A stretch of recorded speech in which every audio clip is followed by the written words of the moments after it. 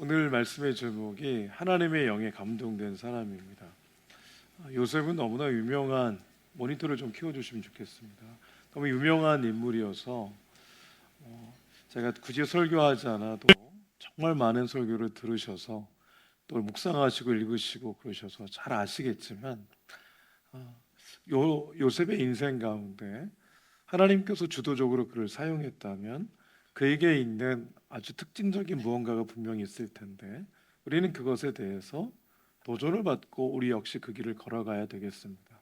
간혹 우리가 잘못하는 게 중에 뭐냐면 하나님 요셉처럼 나를 총리로 세워 주십시오. 요셉처럼 내 자녀를 총리로 세워 주십시오. 그리고 다니엘처럼 지혜를 주십시오. 여러 가지 중간을 딱 생략해 버리고 결론만 가지고 기도할 때가 있습니다. 결론은 하나님의 영역이기 때문에 우리가 그것을 내 것이 되게 해주십시오라고 기도하는 것은 어떻게 보면 합당하지가 않습니다. 결국 우리가 기도할 내용은 과정 가운데 다 있는데요. 오늘 요셉의 모습을 보면서 우리가 도전을 받아야 되겠습니다. 먼저 37절에 보게 되면 바로와 그의 모든 신하가 이 일을 좋게 여겼다고 그랬습니다. 여기서 말하는 이 일은 바로의 꿈을 해석하고 해석했을 뿐만 아니라 대안을 제시했었던 요 내용을 얘기를 합니다. 바로가 꿈을 꾸죠. 두 번 꿈을 꾸는데 같은 의미의 꿈을 두 번째 겹쳐 꾸는 겁니다. 그래서 살찌고 아름다운 7마리의 암소가 나일 강가에서 올라와서 갈밭에서 막 뜯고 있는데 그 뒤에 약하고 심히 흉하고 파리한 아주 삐쩍 마른 그런데 7마리 암소가 올라와서 앞에 있던 이 살진 7마리 암소를 잡아먹습니다. 첫 번째 꿈이고요. 두 번째 꿈은 한 줄기 무성하고 충실한 7이삭이 나왔습니다. 그 뒤에 가늘고 동풍에 삐짝 마른, 여기서 동풍은요 성경에 특별히 구약에서 동풍 그러면 이 아라비아 반도 쪽에서 불어오는 건조한 바람 이렇게 이해하시면 되겠습니다. 그 건조한 바람이 불어와서 그게 빼짝 마른 거죠. 그런 7이삭이 올라와서 이 무성하고 충실한 7이삭을 역시 삼킵니다. 이 꿈을 아무도 해석할 수가 없었죠. 그때 하나님께서 술관원장의 꿈을 해석해 주었던 그 기억을 요셉을 통해 해석을 이제 받았던 이 회복된 이 술관원장이 떠올리죠, 기억을. 그래서 요셉을 천거합니다. 그리고 요셉에 대해서 조사를 좀 해봤겠죠. 그리고 나서 요셉이 이제 꿈을 해석을 하는데 겹쳐 꾸신 것은 하나님이 작정한 거고 반드시 그렇게 하실 거라고 속히 할 거라고 이렇게 해석을 합니다.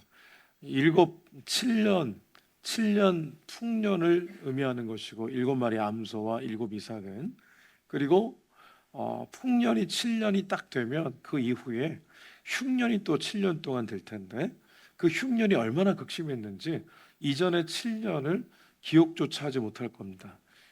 삼켜버리듯이 기억조차 하지 못할 겁니다. 그래서 이제 바로왕 당신은 감독관을 세워서 지혜롭고 명철한 감독관을 세워서 나라의 세금의 5분의 1을 다 거두어서 그것을 잘 저장해 놓아서 흉년의 때를 준비해야 됩니다. 이렇게 대안까지 제시를 합니다.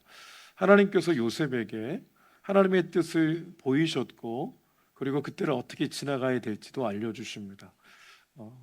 바로의 꿈을 해석할 때 요셉이 그렇게 얘기하죠. 하나님이 편안한 대답을 당신에게 줄 겁니다. 여러분 편안한 대답이란 핵심 어디냐면 이런 재앙이 있을 겁니다. 흉년 7년 그리고 풍년 7년, 흉년 7년이 있을 겁니다.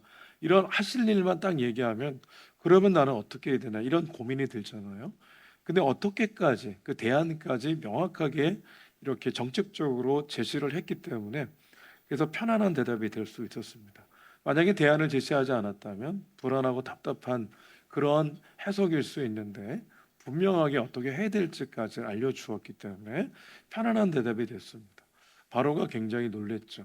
그래서 하나님의 영에 감동된 사람 이렇게 막 주변의 신하들에게 막 요셉을 칭찬합니다.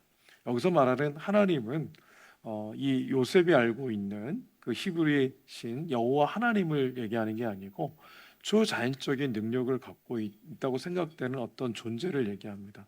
그러니까 바로는 하나님을 잘 모르는 거죠. 여호와 하나님을 잘 모르지만 그러나 어떤 초자연적인 능력이 있는 존재가 바로 그 안에 머무는 것 같은 그런 인식을 바로 왕이 했던 거죠. 그래서 여기 하나님의 영이 감동된 사람이 어떤 뜻이냐 하면 하나님이 그 안에 머무르는 사람 이런 뜻입니다. 그러니까 바로가 볼 때도 저거는 하나님이 저 안에서 저에게 알려주는 거지 저는 도저히 사람이 알 수 있는 게 아니다. 나중에 바로가 이 요셉의 이름을 지어주잖아요. 요셉의 이름이 사브나 바네아입니다. 사브나 바네아가 은밀한 것을 보여주는 자 이런 의미가 담겨 있습니다. 그러니까 아무도 몰랐던 그 비밀스러운 것 하나님께서 그에게 알려주셨고 그는 바로 우리들에게 은밀한 것을 나타내 알려준 그런 존재. 이렇게 바로 왕이 그 요셉을 인정을 하는 거죠. 이처럼 지혜롭고 명철한 사람, 통찰력과 분별력이 있는 그런 존재는 이 땅에 없다. 그 요셉을 인정합니다. 그래서 요셉에게 바로 즉각적으로 내 집을 다스려라 이렇게 요셉에게 모든 권한을 다 주는 것을 보게 됩니다. 그래서 우리가 잘 알듯 이 인장 반지라고 그러죠. 손가락에 낀 왕의 이 칙령을 반포할 때 왕의 사인을 넣는 그래서 컨펌을 하는 최종 단계는 도장을 찍는 거잖아요. 그래서 손가락에 끼고 늘 그렇게 도장을 찍었는데 그것을 빼서 아예 요셉에게 줍니다. 그러니까 요셉에게 모든 전권을 위임하는 거죠. 이 요셉이 그런 이 위치에 오르게 되고 또 버금수레를 탔다 그러잖아요. 버금수레는 아마 이집트 배경으로 한 그 영화나 드라마를 보게 되면 말이 이제 두 마리 네 마리가 끌고 뒤에 이제 사람 두 사람이 타는 전차가 있거든요. 그것을 얘기를 합니다. 그러니까 왕과 나란히 그렇게 백성들 앞에서 모든 백성이 엎드린 상태에서 그 길을 지나갈 만한 그런 권력가가 된 거죠. 그처럼 하나님이 그를 세우신 겁니다. 세마포 옷을 입혔어요. 이제 신분이 더 이상 노예가 아니고 더 이상 죄인의 신분이 아니고 그의 명예를 하나님께서 회복시켜 주신 것을 얘기를 합니다. 금사슬도 하나님께서 이 매게 하시죠. 세마포는 신분의 변화라면 금사슬은 이제 명예롭게 하신 것으로 우리가 이해할 수 있겠습니다. 그러니까 부귀 영화, 권력, 명예 모든 것을 사실은 하나님께서 요셉에게 다 부어 주셨다 이렇게 볼 수가 있겠습니다. 그래서 얼마나 그 권세가 대단한지 44절에 보면 바로가 요셉에게 이렇게 얘기합니다. 앞으로 내 허락이 없이는 수족을 누릴 자가 없을 거다. 여기서 수족은 이 요셉의 허락이 없이는 이 손발을 자유롭게 들고 내릴 존재가 없다. 그러니까 너의 동의 없이는 그 어떤 것도 진행이 되지 않을 것임을 이 요셉이 갖고 있는 권력이 그 끝이 어딘지 그렇게 명확하게 바로가 이야기를 합니다. 우리는 어찌 보면 해피엔딩처럼 그렇게 요셉이 국무총리가 되는 것만 늘 기억하기 쉬운데 거듭 말씀드리지만 과정이 참 중요하죠. 지금 하나님께서는 아브라함에게 약속하신 게 있어요. 민족, 땅, 그의 후손을 통해 천한 만민이 복을 얻을 거라고 하는 이런 약속을 주셨잖아요. 근데 이 약속이 성취가 돼야 되는데 그 약속의 성취는 하나하나 지금 이제 수면 위에 무언가 떠오르는 것처럼 막 떠오르고 있는 과정 가운데 하나님이 요셉이라는 퍼즐을 지금 통해서 역사하고 있는 거죠. 보면 땅, 민족 또 천하 만민이 복을 얻을 거라고 하는 이 모든 것 가운데 제일 먼저 하나님이 약속을 이루신 것 중에 하나가 민족에 대한 약속입니다. 근데 그 민족에 대한 약속은 어디서 이루었냐면 애굽 땅에서 이루셨어요. 그리고 민족에 대한 약속을 이루시고 그 다음에 가나안 땅으로 하나님 약속한 그 땅으로 인도를 하셨잖아요. 민족에 대한 약속을 이룰 때 하나님이 뭐 하셨습니까? 형들의 시기로 요셉을 노예로 팔아 버리신 겁니다. 그리고 보디발의 그 집 안에서 보디발은 나라의 2인자입니다. 여러분, 오늘날도 권력의 2인자가 누리는 권세뿐만 아니라 그의 소유가 엄청난데, 이 당시에 왕이 전권을 갖고 있을 때 나라의 2인자였기 때문에 그의 집에 이 소유는 엄청났을 거라고 생각이 드는데, 보디발이 요셉에게 모든 것을 위임합니다. 다 위탁해요. 그래서 보디발의 아내를 빼놓고는 모든 것을 마음대로 할 수 있도록 전적으로 위탁을 하는 것을 봅니다.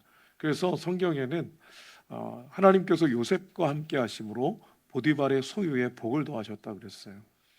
보디발의 집에서 그것을 모든 걸 관리하면서 저는 나중에 국무총리가 될 준비를 하게 하셨다고 믿습니다. 한번 그림을 크게 그려보면 국무총리가 되게 해서 권력의 날개 아래 야곱 족속을 이주하게 하셨고, 왜냐하면 가나안 땅에서는 부족 국가잖아요. 여러 부족 중에 한 부족이란 말이에요. 한 부족이 한 민족이 되려면은 수많은 부족들을 정리를 해야 민족이 될 가능성이 많습니다.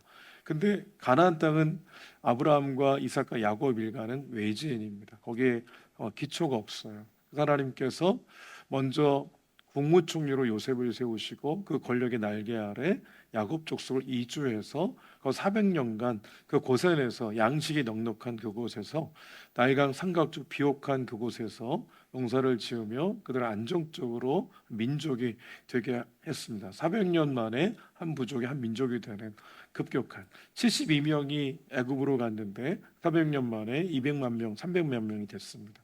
놀라운 일이 일어난 거죠. 근데 그 출발을 하나님께서 아브라함이 주신 약속으로부터 시작했지만 결정적으로 하나님 키와 같은 역할을 했던 인물이 요셉이었고, 근데 그 방법은 사람이 하는 방법이 아니었습니다. 자, 그렇다면 국무총리가 되게 하는 것이 하나님의 하나의 퍼즐이었다면 그 국무총리가 하는 역할은 경제를 알고 정치를 알아야 되는 거죠. 그래서 경제를 어디서 배우냐 하면 보디발의 집에서 배웁니다. 보디발의 모든 것을 마치 위탁 경영을 하듯이 모든 것을 관장하며 경영 마인드를 키우고 경제를 거기서 배우게 되죠.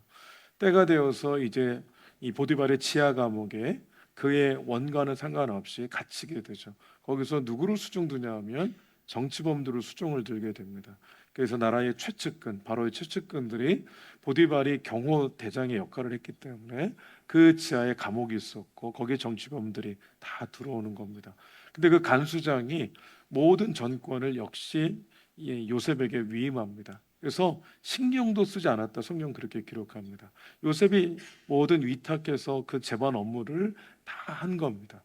그러면서 거기서 정치인들을 수발을 들며 정치인들과 함께 더불어 그 시간을 보내며 정치를 배우게 되죠. 이건 성경에 나와 있잖아요. 그렇지만 좀 더 약간 행간에 있는 것을 좀 들여다보면 그런 묵상이 됩니다. 그래서 총리가 될 준비를 하나님께서 13년 동안에 경제와 정치를 배우도록 하셨다. 그래서 때가 되어서 꿈을 해몽하는 그런 방법을 통해 나라의 이 권력가가 되게 하시고, 그리고 하나님께서 그 다음 단계를 이제 이행해 가셨다. 그렇게 우리가 볼 수가 있겠습니다. 그러니까 요셉이 최종 목적이 아니었습니다. 결국 아브라함의 후손이신 예수님이 이 땅에 오셔서 믿음으로 구원받는 길, 그 길을 열어주셨잖아요. 천하 만민이 복을 받는 길을 열어주셨단 말입니다. 그러니까 하나님의 그 뜻은 역사를 통해서 하나하나 이루어져 간 건데 그 중에 한 사람이 요셉이었다. 우리는 그렇게 이해를 하는 것이 맞겠습니다. 그렇다면 요셉이란 인물을 하나님이 사용하셨을 때 하나님의 영이 충만한 사람이니까 사용해 하셨겠지. 우리 이렇게 단순하게 생각할 수 있는데, 그러니 성령 충만해야 돼. 성령 충만해야 돼. 졸면 안 돼. 성령 충만해야 돼. 계속 성령 충만 강조할 수 있지만 그 성령 충만이라는 단어, 오늘 특별히 하나님의 영에 감동되었다는 것을 이 앞에는 어떻게 표현하고 있냐면 이것이 의미가 하나님의 신이 그 안에 머무는 사람, 이런 의미가 있다고 그랬죠. 근데 그 앞에 어떻게 표현되어 있냐면 하나님이 그와 함께 하셨다, 이렇게 표현되어 있어요. 그러니까 하나님의 영에 감동된 것과 하나님이 그 신이 그 안에 머무는 것과 하나님이 함께 하신 것과 이런 내용들은 표현은 다르지만 같은 내용을 지금 얘기하고 있다, 이렇게 이해하시는 게 좋겠습니다. 그러니까 우리는 하나님이 지혜가 부족하면 지혜 있는 사람을 사용할 것 같고, 하나님의 명철이 부족하면 명철한 사람 사용해서 등장시켜 사용할 것 같지만 하나님 무엇에 부족한 분이 아니잖아요. 지혜와 능력이 부족한 분이 아니기 때문에 똑똑한 사람을 하나님이 사용할 수도 있지만 사용하지 않을 수도 있어요. 하나님이 부어 주셔서 사용하면 되니까. 하나님이 사용하는 사람들의 공통분모가 저는 분명히 있다고 생각하는데, 하나님이 함께 하실 때 그 함께 하시는 하나님의 주권을 인정하는 그런 성도가 있고, 하나님 함께 하시는데 함께 하시는 주님의 주권을 인정하지 않는 성도가 분명히 있다고 생각이 듭니다. 요셉은 보십시오. 시기로 팔려서 노예였고 죄인이었습니다. 근데 어떤 상황에서든 요셉은 하나님이 그와 함께 하셨다는 것을 인정하고 하나님의 주권 앞에 철저하게 엎드려 그 상황을 잘 통과를 했다는 겁니다. 이게 요셉을 통해 우리가 배울 점입니다. 여러분, 하나님이 능력 출중한 사람 사용할 것 같고 지혜 출중한 사람 사용할 것 같지만, 제가 보기에는 그렇지만 그럴 수도 있지만 그렇지 않을 수도 있어요. 하나님이 하나님 앞에 주권을 인정해서 사람 앞에 있지만 하나님 앞에 있다는 인식을 가지고 매 순간 하나님의 주권을 인정하는 그분, 그 사람, 그 영혼, 하나님 반드시 사용하신 줄로 믿습니다. 하나하나 들여다볼게요. 39장을 한번 보시죠. 39장 7절부터 10절까지 하나님의 주권을 인정했던 요셉의 모습입니다. 읽어볼게요. 교독하겠습니다. 그 후에 그의 주인의 아내가 요셉에게 눈짓하다가 동침하기를 청하니, 요셉이 거절하며 자기 주인의 아내에게 이르되 내 주인이 집안의 모든 소요를 간섭하지 아니하고 다 내 손에 위탁하였으니 이 집에는 나보다 큰 이가 없으며 주인이 아무것도 내게 금하지 아니하였어도 금한 것은 당신뿐이니 당신은 그의 아내임이라. 그런즉 내가 어찌 이 큰 악을 행하여 하나님께 죄를 지으리이까? 여인이 날마다 요셉에게 청하였으나 요셉이 듣지 아니하여 동침하지 아니할 뿐더러 함께 있지도 아니하니라. 아멘. 여러분, 요셉이 국무총리가 딱 됐어요. 제일 두려웠던 사람은 누굴까요? 보디발의 아내가 제일 두려웠을 겁니다. 그리고 보디발이 제일 두려웠겠죠. 제가 보기엔 그렇습니다. 성경이 나와 있진 않아요. 그러나 그들이 굉장히 그 상황 속에서 가장 두려웠을 존재들입니다. 요셉이 보디발이 모든 것을 그에게 위탁했지만 그러나 선이 분명했어요. 이 아내는 보디발의 아내, 보디발과 보디발의 아내는 한 몸. 그래서 그것은 절대 선을 넘지 않았습니다. 근데 성경에서 명확하게 내가 어찌 이 큰 악을 행하여 하나님께 죄를 지으리까? 보디발의 아내가 보디발의 이 모습이 늘 흠모할 만한 그런 모습이 있었나 봐요. 그러니까 늘 와가지고 성적으로 자꾸만 유혹을 하는 겁니다. 계속해서 거절하고 함께 있지도 않았다 그랬습니다. 유혹 받고 싶지 않아서. 그게 단지 내가 지금 어떻게 얻은 자리인데, 보디발의 어떤 신임을 내가 어떻게 해서 얻은 자리인데 이것 때문에 자리 지키기 위해서 그랬던 것은 아니고, 성경에 보면 명확하게 내가 어찌 하나님 앞에 이 큰 악을 행해서 죄를 지을 수 있겠습니까? 당신은 보디발이 허락하지 않았습니다. 명확하게 하나님 앞에서 그의 경건한 그 중심을 읽을 수가 있습니다. 하나님 주권 앞에서는 눈앞에 아무리 편한 방법이 보이고 쉬운 길이 보여도 그게 주의 뜻이 아니라면 거절할 만한 용기가 필요한 거죠. 하나님 주권 앞에 있으면 그게 가능하다는 거예요. 요셉이 계속해서 거부하는 겁니다. 여러분, 보디발의 아내는 권력의 정점에 있는 자의 아내입니다. 그러니까 모든 것을 다 원하는 대로 할 수 있었던 그런 여인이었을 텐데, 이 요셉만큼은 호락호락하지 않은 거예요. 마음대로 주락펴락 하기가 어려운 겁니다. 그래서 작전을 짜죠. 하인들을 다 집 밖으로 내보내고 요셉과 단둘이 있었어요. 단둘이 있을 때 달려든 겁니다. 그래서 성경에 보게 되면 여인이 요셉의 옷을 막 잡은 거예요. 요셉 옷 강제로 벗기려고 했던 것 같아요. 나중에 요셉이 벗은 채로 도망간 것을 보면 여인이 얼마나 이렇게 흑달같이 달려서 옷을 벗겼는지, 요셉이 벗은 채로 도망을 가 결국 하나님께 죄를 짓지 않는 길을 선택을 합니다. 근데 그 순간 여러분, 환희 형제가 요셉이라고 생각해 보십시오. 그 상황 어떻게 해야 됩니까? 환희 형제는 도망갔을 겁니다. 근데 그 순간 눈 한번 딱 질끈 감고 그냥 스리슬쩍 넘어가면 더 편할 수 있는데, 왜냐하면 내가 도망가는 순간부터 어떠한 위험과 고난이 닥칠 것이 그림이 그려지잖아요. 근데 요셉은 그 어려운 길을 선택을 하죠. 그래서 죄인이 되어서 무고한데 죄인이 돼서 지하 감옥에 갇히는, 그것도 치욕스럽게. 여러분, 보디발이 생각했을 때 내 아내를 겁탈을 했어요. 근데 어떻게 살려둘 수 있겠어요? 당장 칼을 들어 쳐야죠. 근데 보디발은 칼을 들어 치지 않았어요. 오히려 자신의 지하 감옥에 그를 가두었어요. 지하 감옥은 이 요셉처럼 자유인도 아니고 노예에다가 다른 민족에다가 거기다가 자신의 이 몸종이었는데, 그가 감히 나의 모든 신뢰를 저버리고 내 아내를 겁탈했다고 생각했을 때 감정이 피가 꺾고 솟구치는 것이 정상이고 단칼에 정리하는 것이 마땅한데, 보디발은 그렇게 하지 않았어요. 제가 보기 때 보디발은 요셉을 알았던 거죠. 그리고 아내도 알았던 겁니다. 그래서 요셉을 지하 감옥에 자신의 영향 아래에 있는 그곳에 가두게 되면서 또 다른 그런 길이 막 열리기 시작하는 걸 봅니다. 여러분, 하나님의 주권 아래에 있다는 것, 이 의식이 얼마나 중요한지 모릅니다. 코람데오라고 그러죠. 사람 앞에 있지만 하나님 앞에 있는 겁니다. 사람 앞에서 할 수 없는 것을 하나님 앞에서 어떻게 할 수 있겠어요? 하나님 앞에서 우리는 늘 있다는 이 의식, 이게 바로 하나님의 주권을 인정하는 자의 모습입니다. 신앙은 태도라고 말씀을 드렸어요.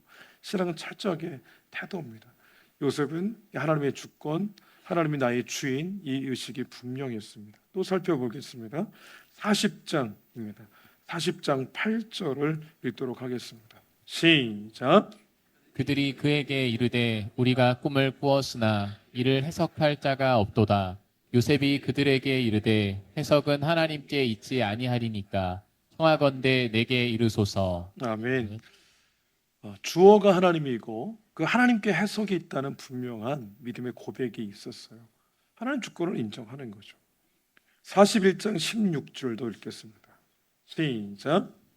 요셉이 바로에게 대답하여 이르되 내가 아니라 하나님께서 바로에게 편안한 대답을 하시리이다. 내가 아니라 하나님께서 편안한 대답을 주실 거라는 하나님 주권을 인정하는 모습입니다. 45장 7절 8절도 읽을게요. 45장 7절 8절은 이제 풍년 7년이 끝나고 흉년 2년이 지난 그러니까 풍년의 때로부터 총리가 된 때로부터 9년의 세월이 흘러서 형제들을 이제 딱 만나고 자신을 커밍아웃하는 그런 장면에서 나온 말씀이에요. 7, 8절을 읽도록 하겠습니다. 시작. 하나님이 큰 구원으로 당신들의 생명을 보존하고 당신들의 후손을 세상에 두시려고 나를 당신들보다 먼저 보내셨나니 그런즉 나를 이리로 보낸 이는 당신들이 아니요 하나님이시라. 하나님이 나를 바로에게 아버지로 삼으시고 그 온 집의 주로 삼으시며 애굽 온 땅의 통치자로 삼으셨나이다. 아멘. 하나님이 계속해서 요셉은 하나님이 이렇게 하셨고 하나님이 저렇게 하셨고 입을 열면 하나님 이야기가 나옵니다. 여러분, 하나님의 주권을 인정하는 분들의 특징을 보면 하나님이 이걸 주셨어요. 하나님이 이렇게 해주셨어요. 하나님이 이런 생각을 주셨어요. 하나님이 이런 은혜를 베풀어 주셨어요. 입을 열면 뭐가 나오냐면요, 하나님이 이렇게 하셨다는 게 이게 두음절로 뭡니까? 그게 간증입니다. 계속해서 간증을 하시는 거예요. 하나님이 이렇게 하셨다고. 근데 하나님의 주권을 인정하지 못하면 내가 하나님이 된 분들의 특징은 내가 이렇게 있고 내가가 많이 되어 있어요. 하나님이 주어고 하나님 주권자입니다. 인생의 주어고 그리고 인생의 주권이 그분께 있다는 사실, 이것을 믿음으로 고백했던 인물이 요셉이었습니다. 감옥에 있을 때도 노예 상태로 보디발의 권위 아래 있을 때도 어떤 상황에서든 이것을 잊지 않았어요. 그래서 성경은 그가 하나님이 그와 함께 하심으로 그가 형통했다 그랬습니다. 여러분, 하나님이 함께 하시면 무조건 다 내 뜻대로 돼야 된다고 생각하지만 요셉의 뜻대로 된 것은 아무것도 없었어요. 다 하나님의 뜻대로 되어가는 과정을 형통 이렇게 표현을 한 거죠. 요셉이 그렇게 저렇게 살았고, 이 요셉의 이야기를 기록한 그 이 성경의 기록자는 하나님의 영의 감동을 받아 그렇게 딱 해석을 한 겁니다. 하나님 앞에 오늘 우리가 생각해야 되는 것은 하나님 앞에 나는 어떤 태도로 이 신앙의 길을 걸어가고 있는가. 전도서 7장 14절을 읽도록 하겠습니다. 자, 시작. 형통한 날에는 기뻐하고 공고한 날에는 되돌아보아라. 이 이 두 두 가지를 가지를 하나님이 병행하게 하사 사람이 그의 장래일을 능히 헤아려 알지 못하게 하셨느니라. 아멘. 아멘. 형통한 날도 있고 공고한 날도 있는데 형통한 날에는 하나님이 그렇게 하셨으니까 감사하고 기뻐해라. 근데 혹시라도 네가 원치 않은 공고한 일을 당할 때 돌아보라. 형통한 그날에 역시 하나님이 일하셨고 곤고한 그 때를 하나님이 또 은혜 가운데 지나가게 하셨는데 지금 공고한 일을 당한 이 때를 하나님이 왜 잘 지나가지 않게 하시겠는가? 하나님이 그렇게 하실 텐데. 그래서 하나님의 주권을 언제나 인정하는 그런 길을 걷도록 계속해서 우리에게 말씀을 하시는 겁니다. 여러분, 저것의 적용점은 이렇습니다. 하나님께 반드시 물어보시는 훈련이 필요합니다. 기도하면서 계속 물어보셔야 돼요. 이 비즈니스 파트너와 모든 것을 점검하고 최종적으로 사인할 때 하나님 사인해야 되는 겁니까? 하나님께 물어보셔야죠. 때로는 이거 사인하면 내가 손해 보는데, 근데도 하나님이 그래도 사인해라 이렇게 말씀하실 때가 있고, 또 반대로 이거 사인하면 굉장히 이윤이 남는 건데 하나님이 사인하지 말라 이런 음성을 줄 수도 있죠. 하나님의 컨펌이 있고 난 이후에 움직여가는 그게 바로 하나님의 주권을 인정하는 자의 모습인 거죠. 그러려면 우리는 이럴 때가 있어요. 하나님께 묻지도 않고 이것이 하나님 뜻이고 하나님 뜻일까 저것이 하나님 뜻일까 이렇게 착상머리에 앉아서 고민만 할 때가 있어요. 근데 가장 중요한 건 물어보면 됩니다. 하나님께 물어보면 선명해져요. 이 작업이 우리에게 필요하다는 겁니다. 하나님 주권을 인정하는 그러한 성도의 모습 가운데 가장 아름다운 모습은 하나님께 물어보는 겁니다. 여러분이 사장님이세요. 사장님 많으시잖아요. 사장님들이 다 계시는데 직원이 딱 이제 새로 들어왔어요. 근데 사장님의 권위를 인정을 안 하는 거예요. 재정을 마음대로 사용하고 프로젝트 마음대로 진행하고 막 사장님이 컨펌 받지 않고 막 이렇게 얘기를 하고 막 이러면 함부로 약속하고 그러면 아무리 일을 잘해도 그 직원은 함께 할 수가 없어요. 왜냐하면 사장님의 권위를 인정하지 않기 때문에. 여러분 간단하게 생각해 보십시오. 저와 여러분의 영혼의 인생이라고 하는 그 인생의 기업의 사장님은 하나님 한 분이잖아요. 하나님께 컨펌 받지 않고 마음대로 살 수는 없는 노릇이잖아요. 여러분에게 아무리 일을 잘해도 그 직원이 사장님의 권위를 인정하지 않으면 반드시 정리를 해야 되겠다 마음을 품게 돼 있습니다. 어떻게 정리할까를 고민하게 돼 있어요. 하나님 앞에서 어찌 보면 신앙생활은 너무나 단순하지만 명쾌합니다. 하나님께 물어보셔야 돼요. 계속해서 물어보셔야 됩니다. 하나 어떻게 해야 될까요? 어떻게 해야 될까요? 그럴 때 주님은 선하신 목자이시기 때문에 알려주시고 또 눈을 열어 보여주시고 귀를 열어 듣게 하시고 가슴을 뜨겁게 하셔서 그 길을 걷도록 하시는 그런 분이신 줄 믿습니다. 우리의 내 생명의 주권이 주님께 있다면 나와 관계된 모든 것의 주권도 주님께 있습니다. 내가 호흡하고 있기 때문에 의미가 있는 것들이 있어요. 내가 호흡하고 있기 때문에 물질도 의미가 있고 내 몸의 달란트, 은사, 가정, 또 기업, 시간 모든 게 다 의미가 있어지는 겁니다. 그래서 생명의 주권이 주님께 있다는 건 이 모든 방면의 주권도 역시 주님께 있다는 그런 의미가 됩니다. 여러분 주님께 모든 주권이 있다면 우리의 역할은 그 주님께 물어보시고 주님이 말씀하시는 그 길 따라서 오늘도 걸어가는 그것, 그게 바로 우리가 하나님께 올려드릴 수 있는 최고로 영광스러운 모습이라고 믿습니다. 하나님 안에서 이 길 걸어갈 수 있으시기를 주의 이름으로 축복합니다. 아멘.